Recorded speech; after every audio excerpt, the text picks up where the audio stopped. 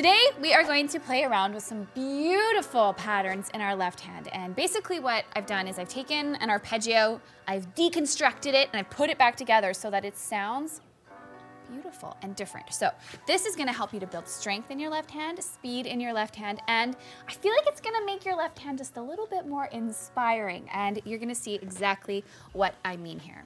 So when I'm playing accompaniment, let's do the key of G. G is a fun key. So when I'm playing a left-hand accompaniment, especially if I'm doing something like pretty and relaxing, I usually just do this sort of root, fifth, root pattern. And it's pretty, it's good, you know, you can play pretty things with this. But I think we can get much more creative, and I think that by just reordering some of these notes, you're gonna be amazed at how professional and amazing you can sound. So check this out. I'm going to not play the root note on top of my pattern now. I'm gonna play the third tone of the G chord. So everything I'm doing right now is based on like a G triad or a G arpeggio. That's what we call them, arpeggio patterns. So when I play root, fifth, root, I don't have the third, but it sounds great with the chords. So what happens if I do this? I don't know about you, but I'm feeling inspired already. So the first thing to keep in mind is that you have to have this wrist pivot sorted out, because otherwise you're gonna get tense and sore. So I play my bottom tone, and as soon as I play my fifth, I release this, and I begin to set my wrist up to hit this note. And I'm just rocking back and forth between these two. So just try to remember to stay as relaxed as you can and allow your wrist to pivot as you go. So now once you have this is not where the fun ends. I want you to think about exploring other notes of the scale or the key that you're in.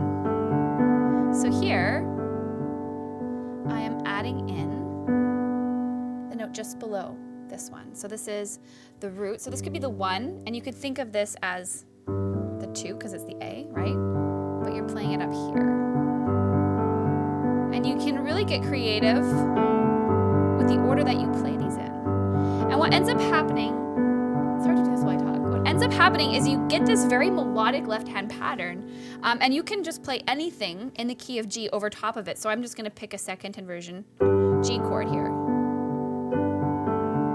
Just took the middle out. And you can move this shape and this pattern around. So let's try this on E minor, and I'm gonna keep this same chord shape here. Now,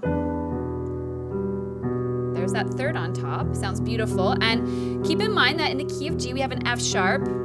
That's why I'm playing a black key, and back to the G.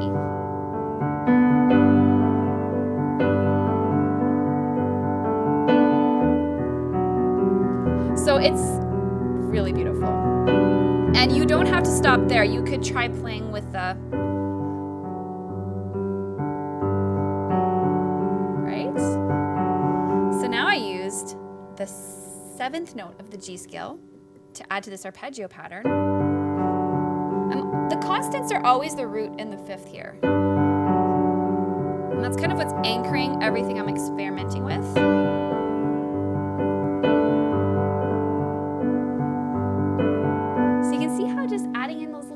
Changes to an arpeggio pattern, something so basic, can really create this beautiful sort of template for you to explore with. And this works in songs too. So for example, something like Hallelujah, where you would normally be playing. So you can use your normal arpeggio pattern for something like Hallelujah.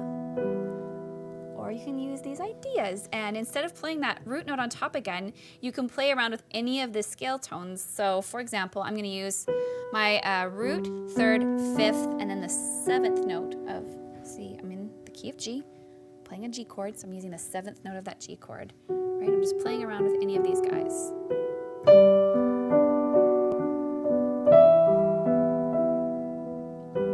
Let's try the 3rd. Oh, that sounded pretty.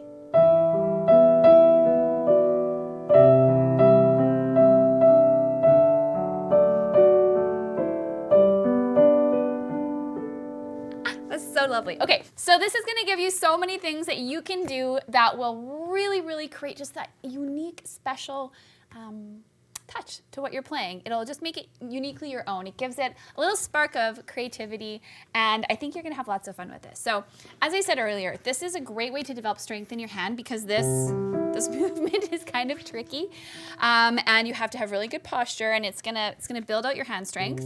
It's gonna build out your dexterity, and it's gonna build out your ear and your creativity as well. So, I hope you have fun. Comment below, let me know what you think, and I'll see you next time.